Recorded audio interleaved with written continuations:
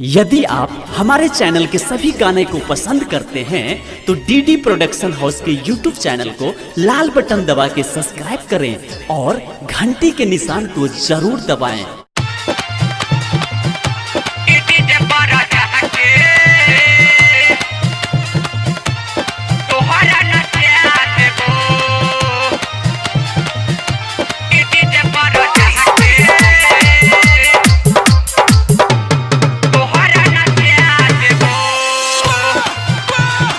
Presented by DD Production House, Sakri. DJ Sumit Sati, DJ Sumit कहिया से छौरा सब करै छौ पीछा, कहिया से छौरा सब करै छौ पीछा, तोरा पौआ में पायल पिन्हा देबो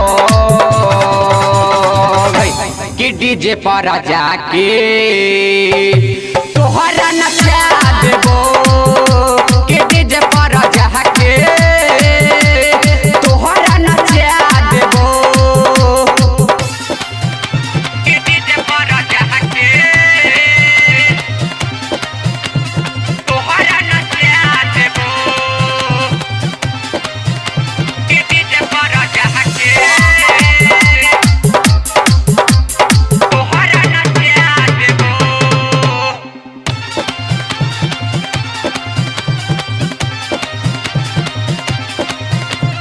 DJ Sumit Sati, DJ Sumit ए नानई तू नाच ग छौरी ना तो हो तो बाबा लगे, छोटे छोटे हे कपड़ा पहिन के हिला बैठा कमर गे। ए नानई तू नाच ग छौरी ना तो हो तो बाबा लगे, छोटे छोटे हे कपड़ा पहिन के हिला बैठा कमर गे। ना दे होठबा के लाली तोहर चाइट जतो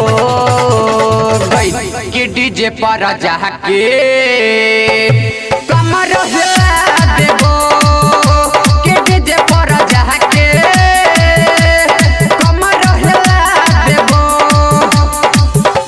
कि डीजे पर जाके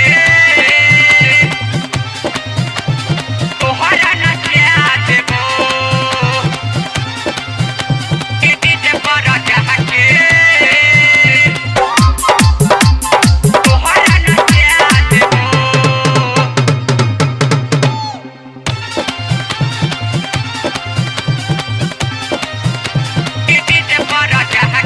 DJ Sumit Sati, DJ Sumit Sati. Solo के हो मिरिया में छौरी ना चला तो झकिया सके, तोहरे पर फलो दीवाना राइटर सहबरिया गे। सोलो के हो मिरिया में छौरी ना चला तो झकिया सके, तोहरा पर फलो दीवाना राइटर सहबरिया गे। हे गई संदीप प्रेमी कमर हिला देतो कि डीजे पर जाके तोहरा नचा देतो, कि डीजे पर जाके तोहरा नचा देतो। कहिया से छौरा सब करै छौ पीछा, कहिया से छौरा सब करै छौ पीछा, तोरा पौआ में पायल पिन्हा देबो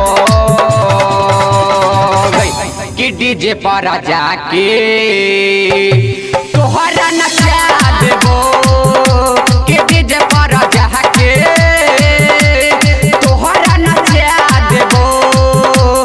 recording by DD production house, Sakri 97 084 45 722।